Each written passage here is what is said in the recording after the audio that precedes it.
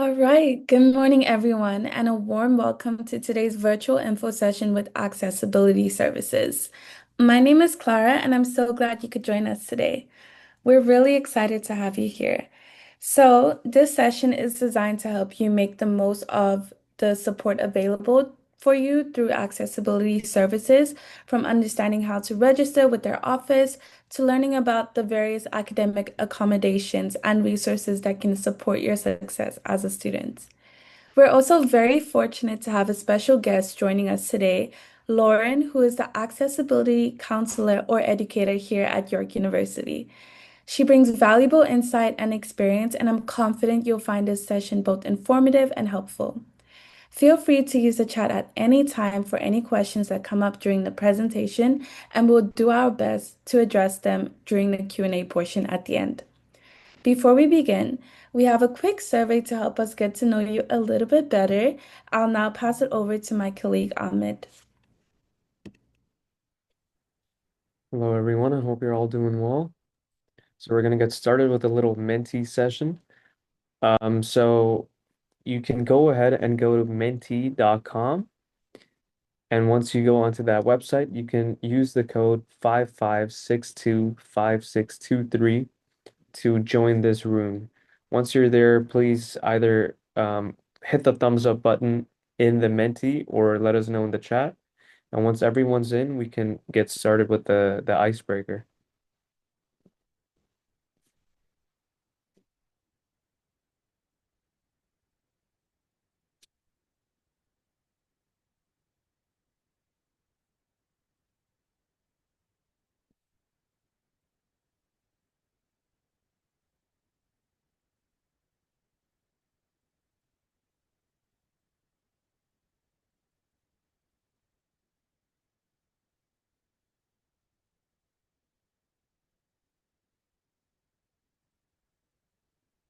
Once again, for those of you joining us at the moment, we are doing a little icebreaker on at menti.com. So please join us at menti.com, code 55625623.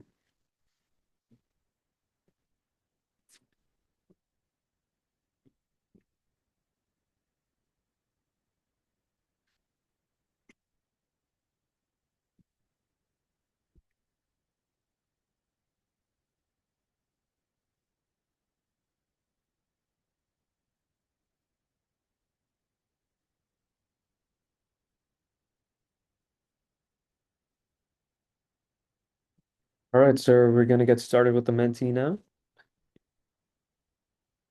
All right, so first question we have for you is where are you joining us from today? So feel free to write wherever you're at the moment. Oh, we got some people in Laos, Toronto, most of us, as expected.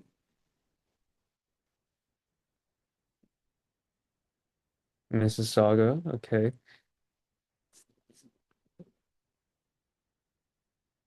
Markham. So, all right, so all around Toronto, GTA area.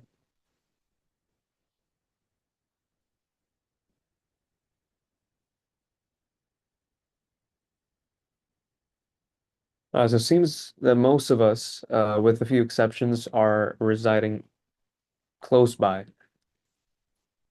All right, so moving on to the next question. We got some Brampton as well. All right, so next question. Which of the following best describes you? So are you an incoming first year student? Are you a transfer student? Or are you a parent, family, or guardian?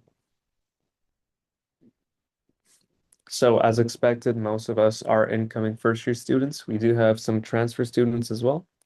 So if you're a transfer student, you might have a better idea coming in because you've had the experience before.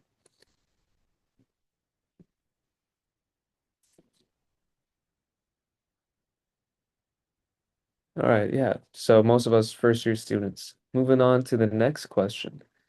So what's one word to describe how you're feeling about starting university? And obviously there are no wrong answers, just how you're feeling at the moment.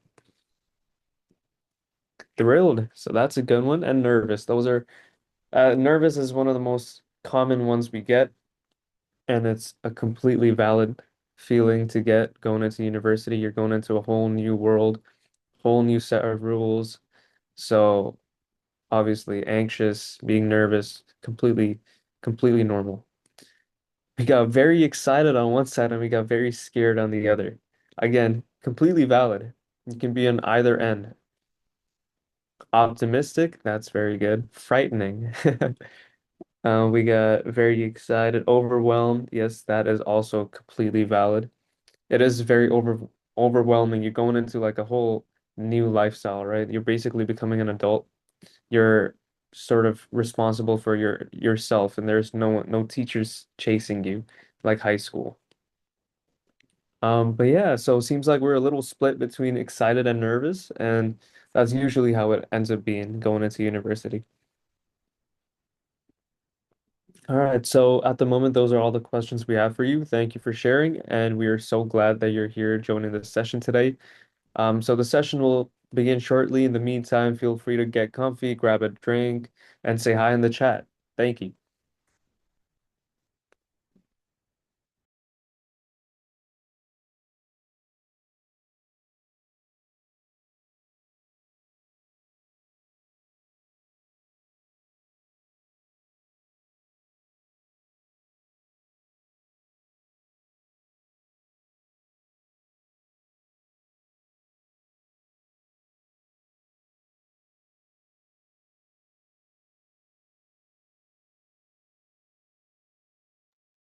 I just want to double check that everything looks good. Okay, awesome. So, welcome everyone. Just gonna move this out of the way. Good morning, good morning. My name is Lauren.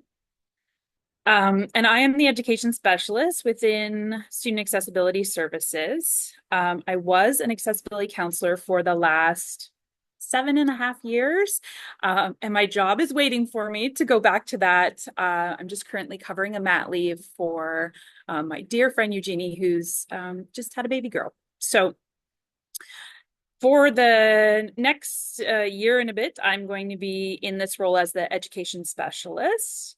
So thank you so much for joining me today. And we're going to talk about academic accommodations and transitioning to post-secondary education. And I also want to reiterate that all the feelings that you're feeling right now are totally normal. It's an exciting time, but it is also a little bit scary because it's brand new and you don't know what to expect. So hopefully after today, you'll have a little bit of a better understanding of, what to expect. So in terms of engaging in this session, you can have your camera on, you can have your camera off. It's whatever works best for you. I just ask that you please mute yourself if you haven't already done so, so there's no background noise. And my fellow peers are manning the chat. So if you have questions throughout, just pop them in the chat and they will get in touch with me and let me know. And yeah, happy to answer any questions that you have as we go along. There will be times where I will stop and sort of just at times where people usually have questions, I'll stop and we'll see if anything comes up. So the purpose of today is to become familiar with the differences between post-secondary and high school.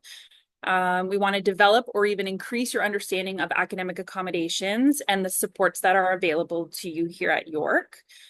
I want to familiarize you with the different roles that we have in our department. And then I want you to start to become familiar with language that we use about accommodations at the post-secondary level because it is different from what you might have heard in high school. So our agenda, we're going to start off by talking about how to register with accessibility services. I'll then talk about the documentation that's needed in order to register. We'll then get into what types of accommodations there are at the post-secondary level. I'll touch on financial supports, and then we'll talk a little bit about transitioning, some considerations, some tips, and resources and programs. Let's get into it. So how to register. All right, so the best time to register with our office is as soon as you get your offer letter. And the second best time is as soon as you know about us. So if you haven't already registered with our office, that's totally okay. Today might be a good time to think about reaching out. So we typically start seeing new students for registration as early as May for a September start. So we start getting busy as of May, and then we're busy all the way through until usually January of next year.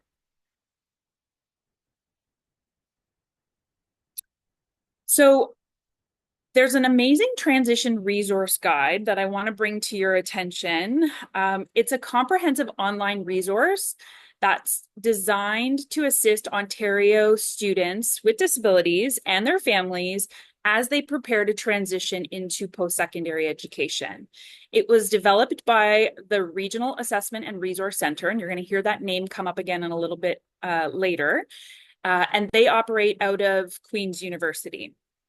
So the guide offers practical tools, guidance, and school-specific information to help students succeed in college or university. So a couple of things that it can do. You can actually use it to learn about accessibility at the post-secondary levels and the differences.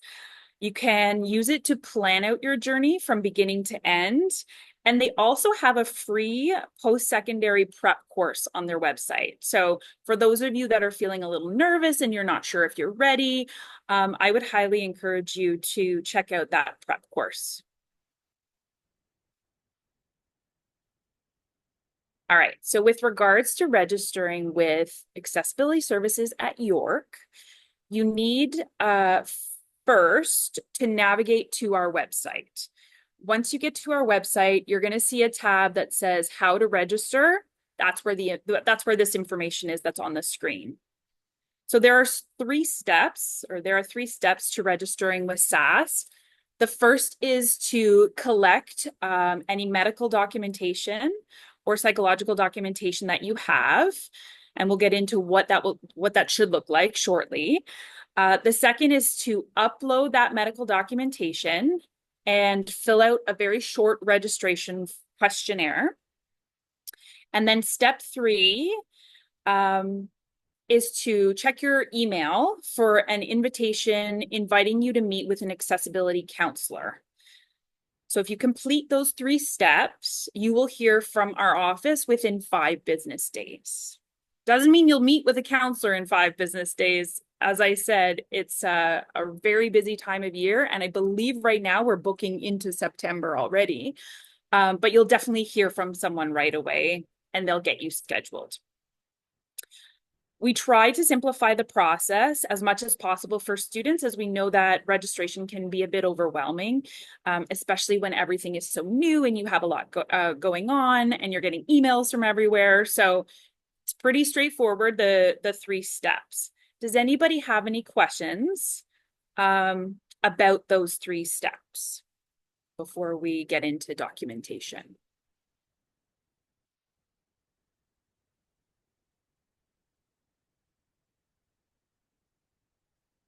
Can't see the chat, but I'm assuming we're good to go. If something comes up, no problem. Okay, so we're going to get into documentation now, as this seems to be a bit of a hot topic. There are 2 different types of documentation that we typically get. So the first is what we call ideal documentation, which I'm going to touch on in this particular slide. And then there's other documentation, which I will touch on in the next slide. So in order for an accessibility counselor to do a thorough job and ensure that a student gets the correct accommodations, the documentation needs to have a few items. So the first item it needs to have is it needs to tell us if your disability is temporary or permanent. And permanent being for the next 4 or 5 years, however long it takes you to get through school, versus, let's say, you temporarily break a leg or break an arm and you need some accommodations in the meantime. That would be considered temporary. So the next thing is that it doesn't need to, the paperwork doesn't need to disclose your diagnosis. And I think sometimes people come in and are like, well, I don't really want to share my diagnosis. That's totally okay. All it needs to have is what are known as functional limitations. So what that means is it needs to outline how impacted you are and in what areas. So for example, if a student struggles with focus issues, let's say they have ADHD, is the focus issue mild or is it severe? We would need to know that in order to help determine accommodations. And number three, for those who are coming in with a psychoeducational assessment, ideally, they would have completed it with adult measures. So I know for my daughter, so my daughter has ADHD and dyslexia, and we took her to get assessed when she was in grade 3. If she brought that grade 3 assessment to university, I mean, I'm sure, oh, I know her learning has improved significantly since grade 3, and she's only in grade 7. So by the time she gets to university, it's going to be outdated. So ideally, we want an assessment that's been done just before the end of high school, although many come to us and they haven't had that updated yet, and that's okay. We're going to get into that as well.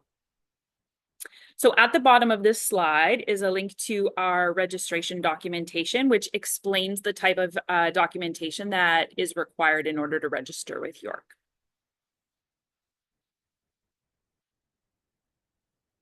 All right, so while we recognize that not everyone is able to produce ideal documentation, there are other forms of documentation that will help get the process started. So for example, a lot of students come into or come out of high school and into university with an IEP, right? Individualized education plan. So if you have an IEP, that absolutely will get the process started. Students can get an appointment with an accessibility counselor, start the ball rolling with an IEP, but they don't have enough information on them. They don't have functional limitations on them in order for us to give sort of lengthy or robust accommodations. So in this case, counselor will meet with you, but they're going to ask for more medical to be filled out by a doctor. So let's say, we're going to use my daughter as an example again. Let's say she brings in her IEP from high school. If I was the counselor, I would say, okay, you have this IEP. At some point in your educational career, you had an assessment. I need to see that assessment. So then she'd have to go off and find the assessment, bring it back, and it would be from grade 3, and we'd be like, okay, now we have to update the assessment. So old assessments are assessments that are greater than 4 years old. They don't provide us with a clear picture of how the student is currently managing their academics. And again, the accessibility counselor can start the process and give some basic accommodations and then discuss the steps on how to update that assessment, which we will cover in a later slide as well. So sometimes we get doctor's notes. We'll often get a note stating something like, this student has ADHD, please accommodate. And this is great. This will also get your foot in the door and get you an accessibility counselor.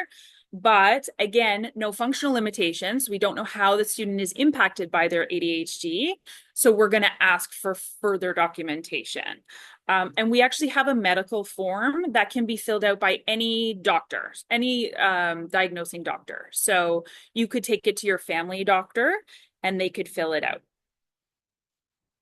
The rule of thumb is the more recent and robust the documentation, the more complete and accurate the accommodations will be.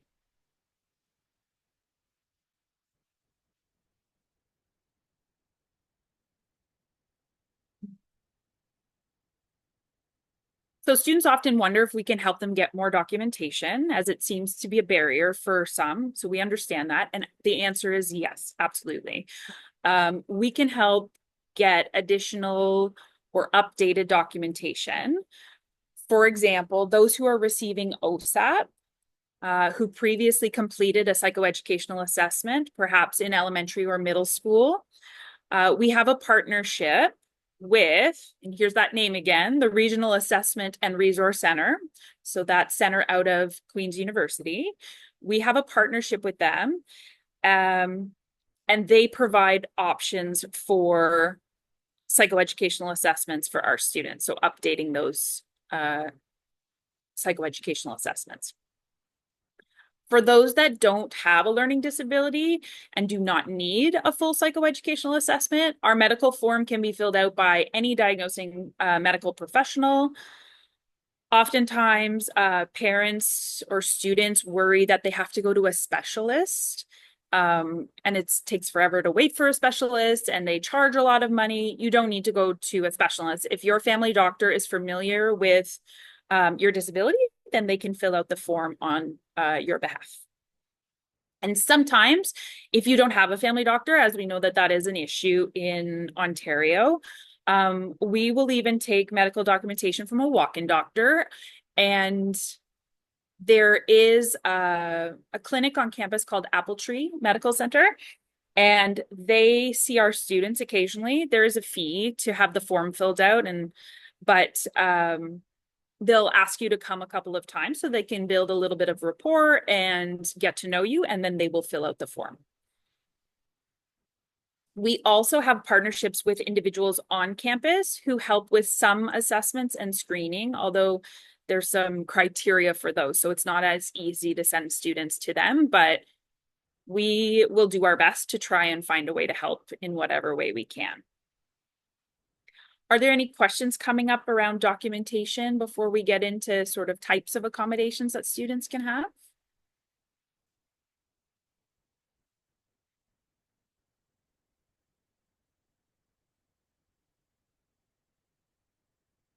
Great, I'm going to move on. All right, we're going to get into accommodations now at the post-secondary level. So post-secondary provides many of the same accommodations as high school. We try to keep things relatively similar where appropriate. However, the goal in university is to support student independence. As I mentioned in our earlier slides, in order to have fulsome accommodations, our staff requires an understanding of your functional limitations. And we need to consider also the academic integrity and the essential requirements of the program or course. So in university, accommodations are set to remove barriers in classrooms, labs, placements, and to provide the materials so that students can demonstrate their knowledge of the course material, but they don't guarantee success.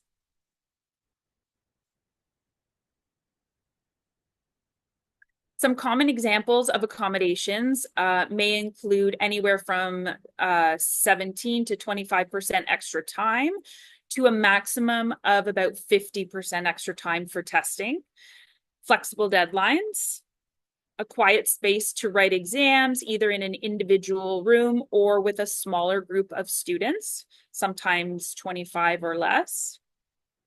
Permission to audio record your lectures to be able to go back and review the material after class.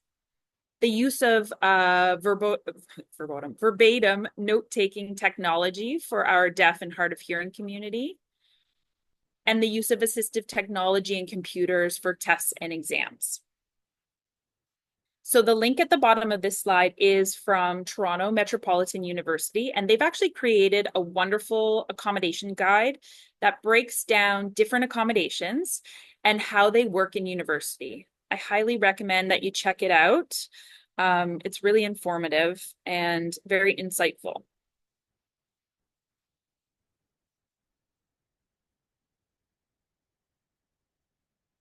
So then we have what are called rare or high stakes accommodations. This is where things can differ a lot between high school and university. These accommodations require a great deal of documentation that clearly outline the functional limitations and a rationale for the accommodation. So these accommodations include queuing sheets. It's a big one. So a lot of students are coming in lately with notes or assessments that say they received memory aids in high school. And from my understanding, a memory aid could be, a one page filled with information such as definitions, like if you're writing, let's say, a science test or dates for a history test. In university, that doesn't exist. So we do have what's called a queuing sheet. And a queuing sheet is a little bit different.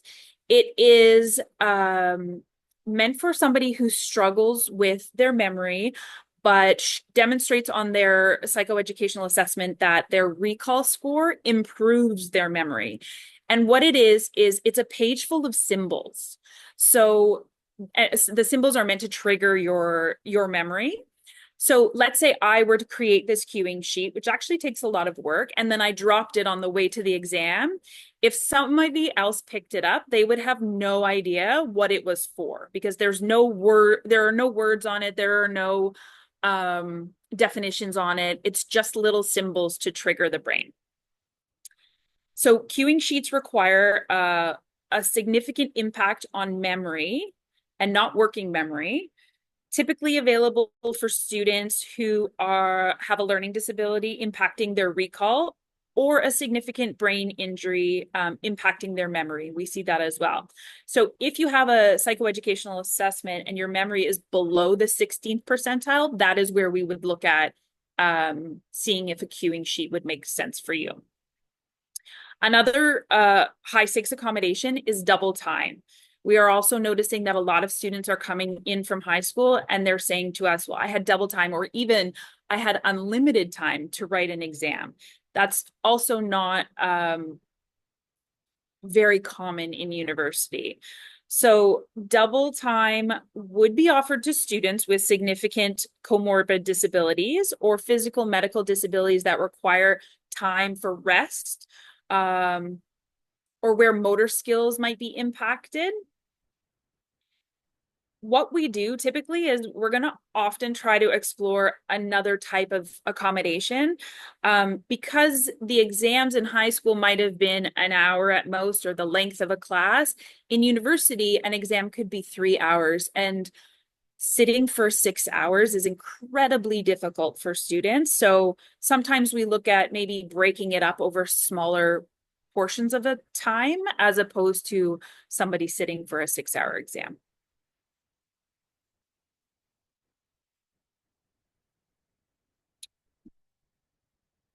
All right. So we want to look at course load. So something important for first year students to consider, especially those managing disability related symptoms, is the course load that you plan to take.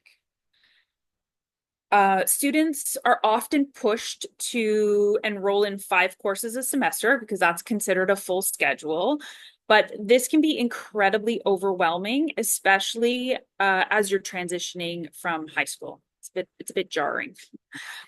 For every hour that you spend in class, students are actually expected to spend 2 to 3 hours outside of class completing schoolwork. So if they are scheduled for 15 hours of class over the week, then they're actually going to spend 30 to 45 hours completing schoolwork related work outside of class. That's pretty much the same as having a full-time job, and it doesn't leave a lot of room for error or downtime. So we really want you to consider your course load.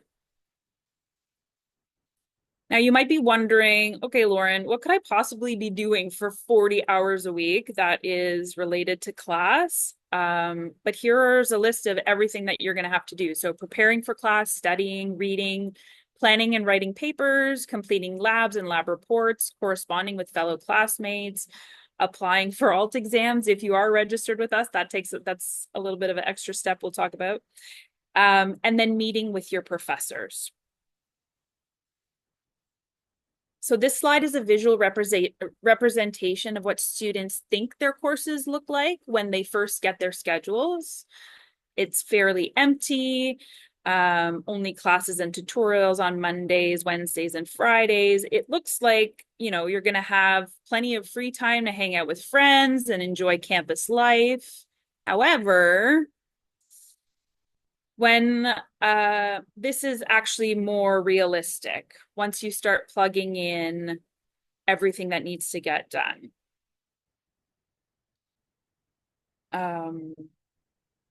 So now on certain days, you're actually busy from 8:30 a.m. till 10:30 at night. And this is a big reason why the transition can be so jarring for first year students. They're sort of caught off guard and not expecting such a huge change. And this isn't to scare you. You you'll figure this out. But this is why we say, if you are struggling with a disability, it might be better to reduce or balance your load a little bit. So the advice of our office is to try and figure out what is the right balance for you and what's going to be easier for you to carry. Choose courses when you're starting out that play to your strengths more so than your challenges. You want to consider reducing your load if it's possible, starting slow and then building as you gain more confidence in your abilities. Now, occasionally, a reduced course load can have implications for funding, scholarships, and professional schools. So we always advise that students meet with an academic advisor if they want to lighten their load at all. I know for anybody who wants to go into pharmacy, they do expect undergrads to have taken 5 courses the whole way along. So definitely think long term, not just now. But if you are in a program where you can reduce, it does make life a little bit easier. So students receiving OSAP who have permanent disabilities are entitled to take a 40% course load and still be considered full-time. So what that means is you take 2 classes per semester and you still receive your full OSAP money. Does this mean that your education takes a little longer? Yes, it actually does. But, and there's a very big but here, moving at a slower, more manageable pace and doing so well tends to even out with the individuals who overload themselves, fail courses, and then have to retake them later on to boost their GPA.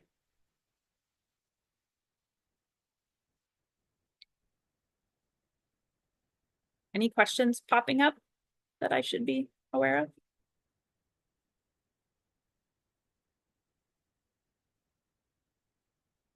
All right. So once you've met with your accessibility counselor and you have your accommodations, you're going to get what's called a letter of accommodation.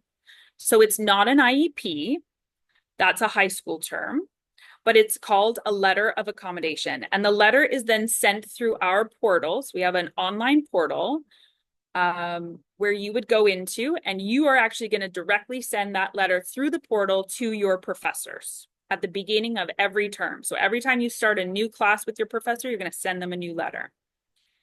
The professor then is going to acknowledge that they've received the letter and they're going to store it in a file so that when you then go and reach out to them directly for an accommodation, let's say a flexible deadline, they're going to go back into that file of all their accommodation letters. They're going to find your name. They're going to see that it says that you have flexible deadlines on your accommodation letter. And then they're going to say, sure, no problem. You can have extra time.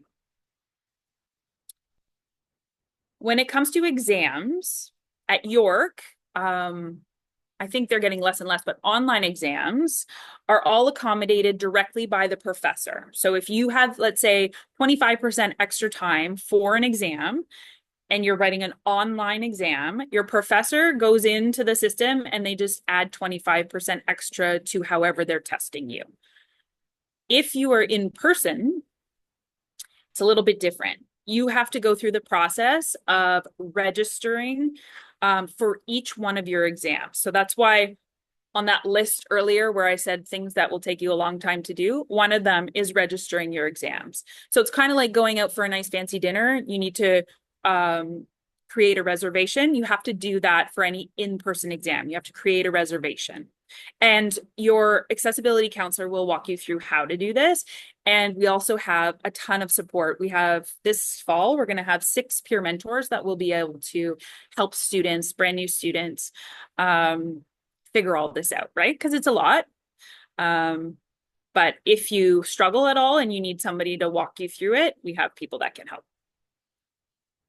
You are encouraged to speak with your professors about your accommodations. I know we say that we send the letter through the portal.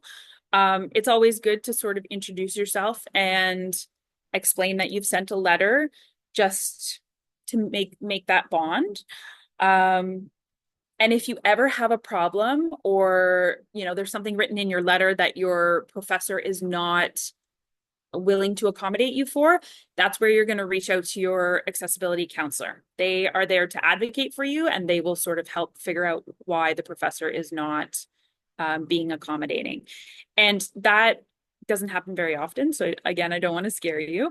But there are certain instances where a professor might be pushing back and there could be a valid reason. So always loop in your accessibility counselor if you're running into issues with professors.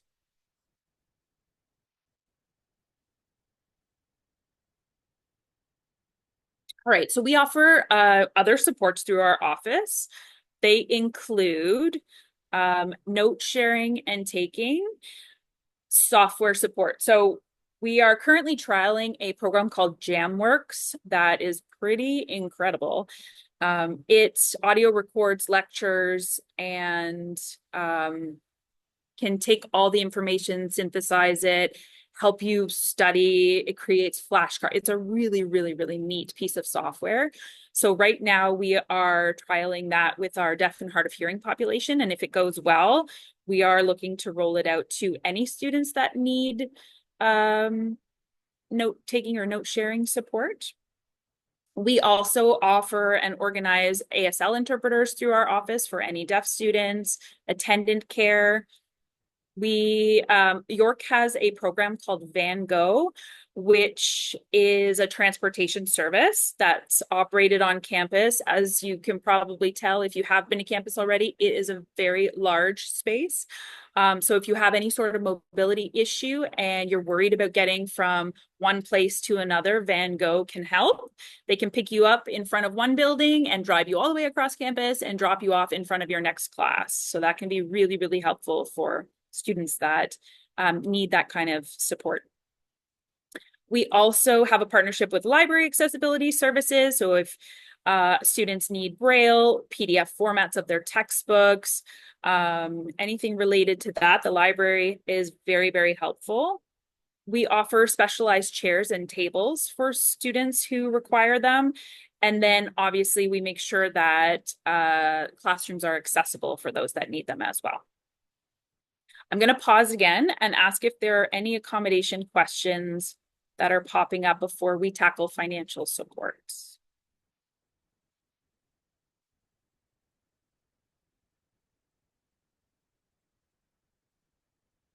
Quiet bunch today.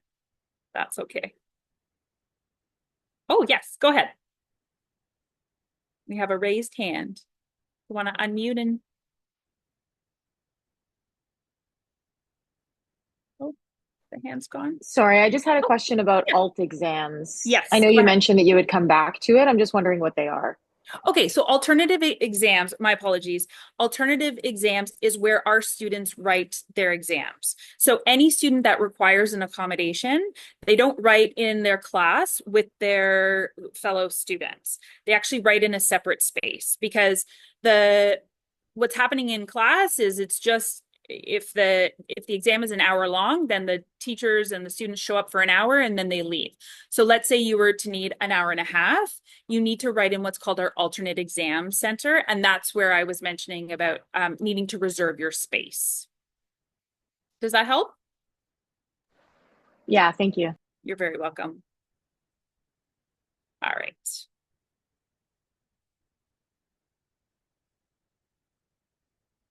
So OSAP is the Ontario Student Assistance Program, and it can be a helpful way to pay for school. We actually encourage all our students to apply as there are grants and bursaries that you may be eligible for. A lot of people don't know this. I know I didn't know this before I started working here, but you don't actually have to take the loan that's offered by OSAP. You can just take the grants, which is free money, and then the bursary, which is money they give you in order to use for services that ends up being a wash. Nothing comes out of your pocket.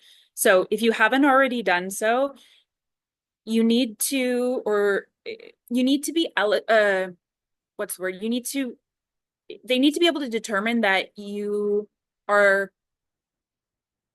sorry, it's $1 worth of need. You need to show that you have $1 worth of need. That's the bare minimum in order to be eligible for the grants and the bursaries. So it is something that's worthwhile to at least apply and see if you're eligible. So in order for OSAP to know that you're a student with a disability, you'll need to fill out what's called the OSAP Disability Verification Form. Filling out the form will automatically give you access to the OSAP grant if you're a student with a permanent disability. So they don't give the grant to students with temporary disabilities, only students with permanent disabilities. And I believe last year it was $2,800. It fluctuates. Like I know during COVID it was more. So I'm not sure I haven't heard what it will be for this year, but it should be in and around there. Our office also accepts disability verification form as documentation. So if you haven't already registered with us and you don't want to have to go get multiple forms of documentation, we will accept the DVF. So you'd give it to OSAP and you'd give it to us. You get to kill two birds with one stone. That being said, if you are looking for any of those high stakes accommodations, the DVF isn't robust enough. It's a long form. It's 9 pages, but really there's only a couple of checkbox and a little box for the doctor to write in. So it's not good for those high stakes accommodations.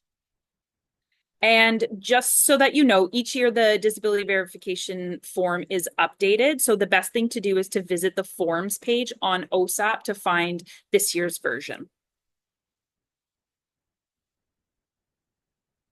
So the bursary for students with disabilities is always a hot topic for our students. So this bursary is meant to offset the cost of disability-related educational expenses. Decisions around what is approved are linked to the student's functional limitations, and the Ministry of Colleges and Universities provides guidelines that we must follow. So the student's accessibility counselor is the only person who can fill out the form on behalf of the student. So you got to meet with them, have a conversation about your needs, what you're looking for, and then the two of you will work on that application form together. For students with learning disabilities only, psychoeducational assessments have to be completed within the last 5 years in order to tap into that bursary, or be done once you're over the age of 18. Or the only thing that you can put through the bursary is an updated assessment. So that's how OSAP pays for the updated assessments. It's through the bursary for students with disabilities. And then once you've updated your assessment, you could use the bursary for other helpful services as well. So common things that students often apply for under the bursary include, counseling, disability-related software programs, learning strategists, and ADHD coaches. Often students will reach out to see if the cost of a computer is covered under the bursary. And the majority of the time it's not, though there are a few exceptions. So for example, if a student needed a particular software based on their functional limitations, let's say a student has a reading disability and they need a software that reads all their textbooks to them and they don't already have a computer, then we can add the computer to the bursary. But if the student has a computer already, or if the student, if the student has a computer already, then we would just apply for the software, not the software and a computer. So OSAP sees a computer as an essential requirement for all students, and therefore they actually do provide money through their everyday funding, which is why it rules you out. It rules out the ability to get one through the bursary. They kind of see it as double dipping. So again, another quick pause. Are there any financial questions that I can answer before moving along? Go ahead. Sorry, can you just repeat what you said about the computer and the program thing? Yeah. So students aren't eligible to get just a straight computer through the bursary. The only time they would be eligible to get a computer is if they needed some sort of assistive software and they didn't already have a computer. And this software that you were speaking about is reading their textbooks to them, essentially? That was just an example. So it Oh, could be text to speech software. It could be a reading software. Um, yeah, they won't let you get a computer for note-taking software because again, every student across campus has to take notes. So they don't let you get a computer for note-taking software.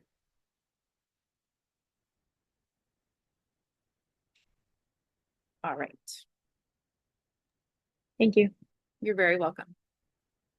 Okay, so our last section involves things to consider when transitioning to university, as well as some resources and programs. The biggest skill that you must learn as a student as you enter post-secondary education is self-advocacy. You must be able to communicate your needs, understand your own disability, how your academics are impacted, and what coping strategies have been helpful for you in the past. If you haven't already considered these, now is a really great time to start. And just to reiterate, you are not required to disclose the nature of your disability to us, even at Student Accessibility Services, or to your professors. They do not need to know what your disability is. They just need to know what accommodations you've been provided with so that they can adjust from their end. Oftentimes students feel like they need to share what's going on with them. And while many professors are very empathetic and understand, it's not a requirement. We don't want you to feel like you have to share what's going on.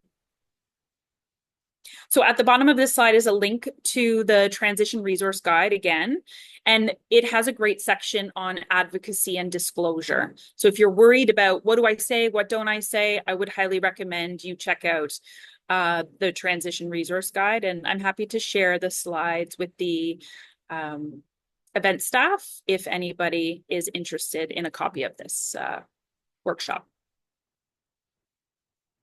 Okay, so up until now, this is what student life has looked like for you. There's been an overlap with parents, your school, and yourselves, of course. If the school was unhappy, they could pick up the phone and call your parents. And if you were unhappy, your parents could pick up the phone and call the school. But that is about to change. So in post-secondary, you are now seen as adults whose privacy is of the utmost importance. So parents can no longer pick up a phone and get in touch with the school. They cannot call your professor and say, hey, why'd my kid get a C in your class? That's not allowed. You actually have to learn to advocate for yourself.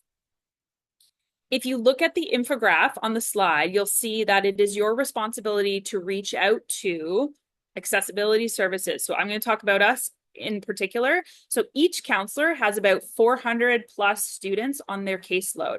And if we were constantly reaching out to those students, we would be swamped. So really it is the student's responsibility when things start to go awry or they're struggling or they're not sure what to do to reach out to the counselor and ask for help. Okay. This is the same as profs. Profs, they might post something to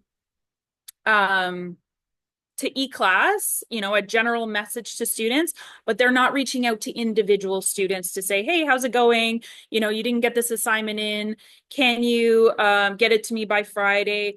All of that is gone. So if you are struggling, it's up to you to reach out to your prof, go to their office hours, get to know them, and ask for help. Same with your TAs. The registrar's office, if there was an issue with enrolling in classes, paying for school, sometimes getting forms for your parents' insurance, you have to do the reaching out. Your parent can't walk into the registrar's office and ask for information about you. That's not allowed. Housing, same thing. If you need anything with regards to housing, it's going to be you who's reaching out to housing. Same with transportation and same with support staff, such as academic advisors, right? Mom and dad can't call an academic advisor and book an appointment for you. It's got to come from you. So I can't stress enough that if you are a student that is not comfortable self-advocating, now is a good time to start practicing. I was that student. I am not judging you in any way, shape, or form. I used to be terrified to order a pizza. I don't know why, but I just didn't like talking to strangers. The more you practice, the easier it gets. And I know that from personal experience. So some tips as you transition, be engaged, take ownership where you can, do your research, utilize that transition resource guide, ask people lots of questions. First few weeks of school, there are people on campus, they're all wearing red shirts. Their sole job is to help students navigate. So if you are lost, if you can't find your class, if you are overwhelmed, stop one of those people and say, hey, can you help me? And they will be super nice. I remember when I first got here, I wasn't a student, but same thing. I had trouble finding everything. And even just stopping regular students and saying, hey, do you know where this is? They would either be like, yeah, absolutely, it's this way, or they'd say, no, you know what, I'm really sorry, I'm new, I don't know where I'm going. So everybody is in the same boat. Try to look for people who are in those red shirts. And engage in transition programs and orientation programs offered by York. So I know at Student Accessibility Services, we are just about to run a program called Project Advance. It starts on the 18th, and it is a week-long program that prepares you for university. It's in a lecture hall. Our peer mentors are running it. So it kind of gives you an opportunity to see what it's going to be like and to ask questions. And it's a you know, low stress environment, no judgment. It's a really good program to kind of prepare you. But also orientation is a great way to make friends, meet people, can be really hard to sort of push yourself outside your comfort zone, but that could be the difference between, having a great time and feeling pretty lonely. The next tip, understand the nature of your disability and how you're impacted. The more you can kind of relay to your accessibility counselor, this is what I'm going through, this is what I struggled with in high school, this is what I'm worried about coming into university, the more they'll be able to help you and give you strategies or supports. And then the last tip I would say is register with accessibility services as soon as possible. So if you are planning to register with our office, do it now. Don't wait to see if things go well first semester. That ends really poorly. Even if you don't need the accommodations and it's just a safety net, it's better to have them than to wait and need them later.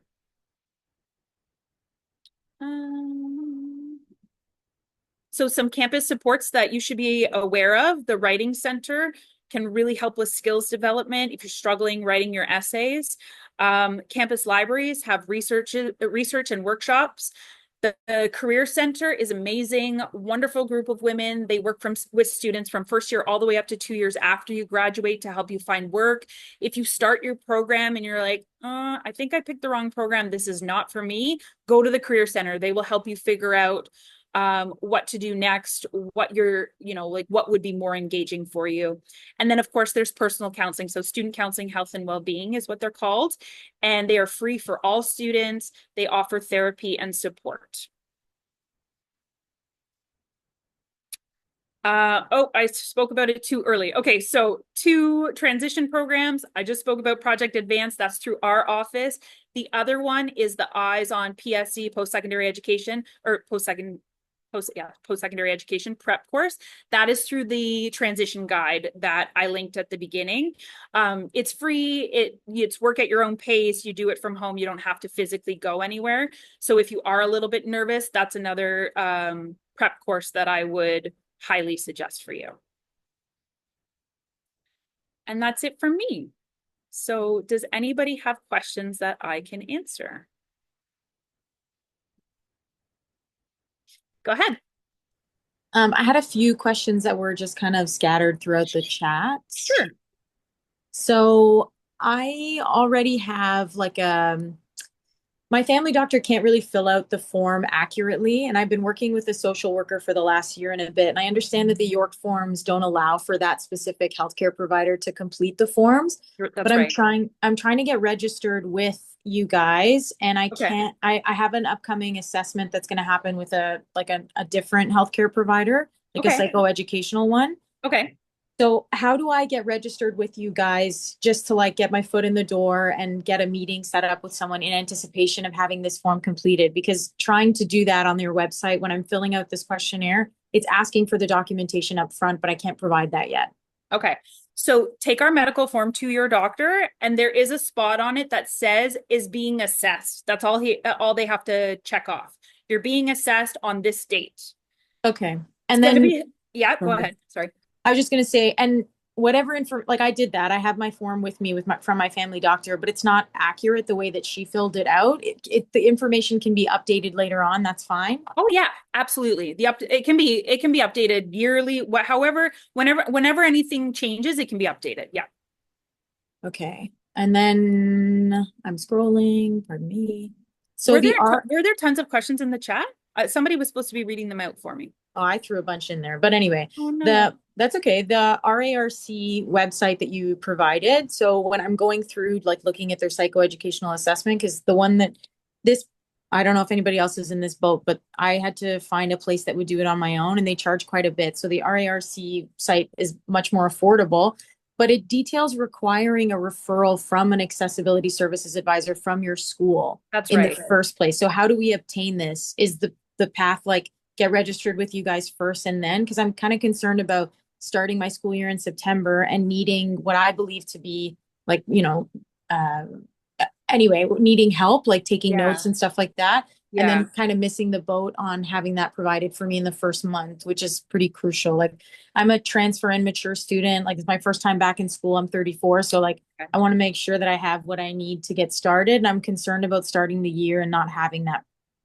When is your assessment booked for? So with this other company that I found, it's Yeah. beginning next week, but they Okay. said that it takes like any place that I've called previously, they say that it takes like 8 to 10 weeks and they can potentially do it sooner, but that still puts me in a position because the first time I'd ever heard about accessibility services and needing to register was an email that you guys provided maybe last month. And so I Yeah. had been doing my research. I had to wait for my family doctor to get back in town and then scheduling because I work full time. So it's just time just kind of slipped. And so now I'm in this position and I'm not really sure how to move forward. Yeah, I hear you. That's so are you getting OSAP?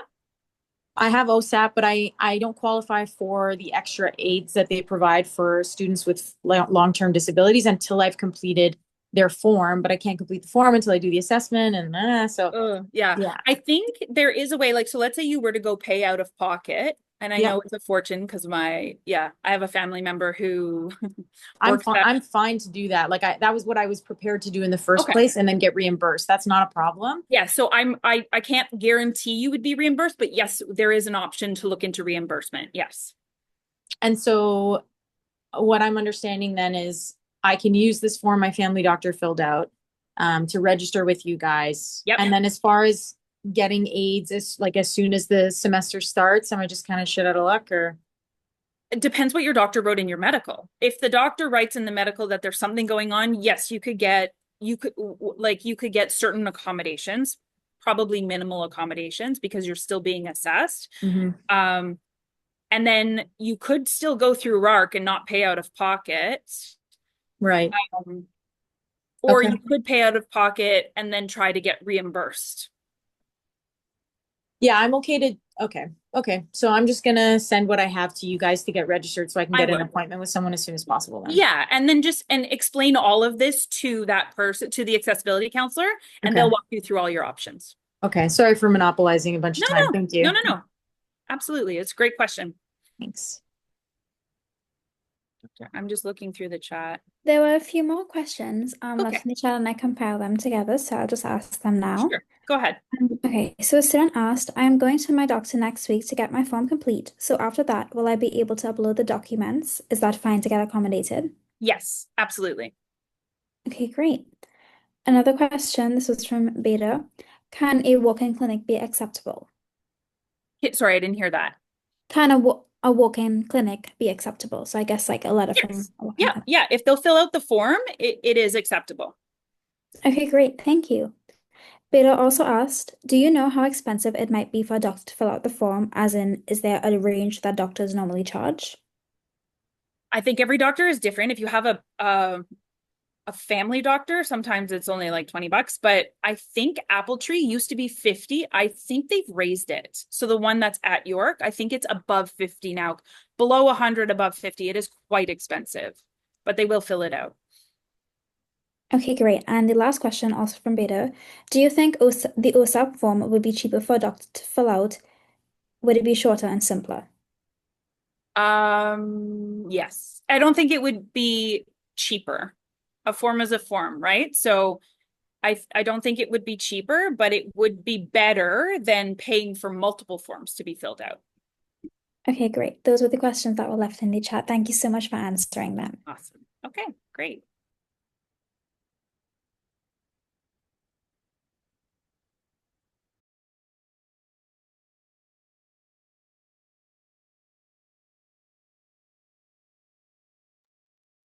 Okay, all right, we're gonna move now to the end part of the Menti, just to finish up the Menti that we started before. And I'll pass it over to Ahmed.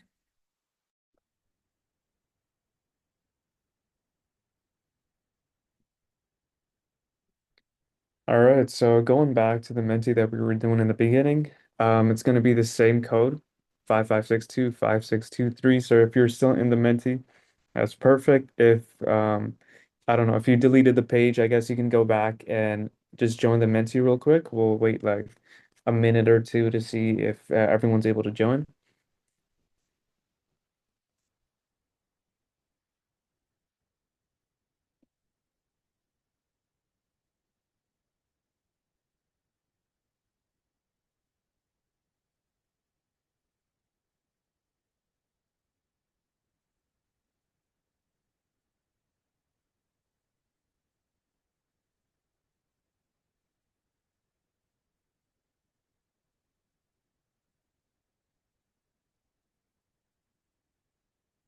All right, so we're going to begin with the last few questions that we got for you.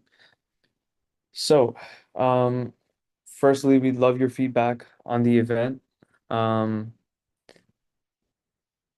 so the first question we have for you is how satisfied are you with today's sessions? Are you satisfied, neutral, or unsatisfied?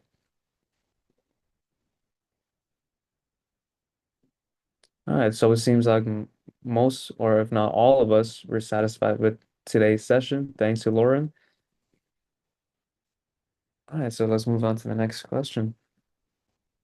So is there anything you still have questions about? You can just drop it right here.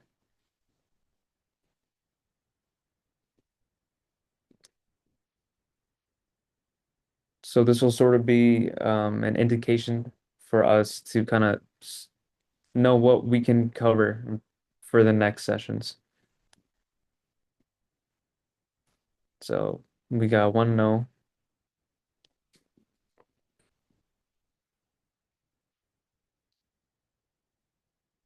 If I get good grades, but I have a mental health issue, would I still get accommodations? You absolutely could. Perfect. Thank you so much, Lauren. So we got most no's. We have one more. Few things I need to figure it out for myself. Then I need to move forward and ask questions through email. Okay, perfect. All right, perfect. Thank you so much. All right, next question. All right, so what other topics would you like us to cover in future sessions? So, obviously not necessarily accessibility, but anything else that you may want to learn about, what topics would you want us to cover?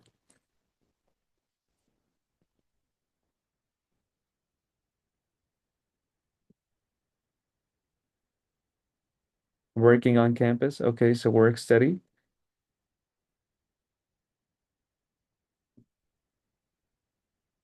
We've got budgeting and fees, work study again, transition from high school to first year. Okay. Um, So we did have two info sessions of financial services. Unfortunately, I do not believe we have another one coming up um in August. Work study as well. This is something we tend to talk about in our financial sessions. Transition from high school to first year. This is we speak about this a lot in our all about York sessions. So I would highly recommend you join one of those. Detailed information on OSAP. Again, this is something we always speak about for during our financial sessions. Commuting routes or routines. So it does seem like a lot of us want to learn more about finances and finding ways to make money on campus. Okay. Then finally, like I said, we have a whole bunch of other sessions that we run. So if you want to take a look at our upcoming events, please scan this QR code and it'll take you to our website while you connect, and you can register for any upcoming events if you want to.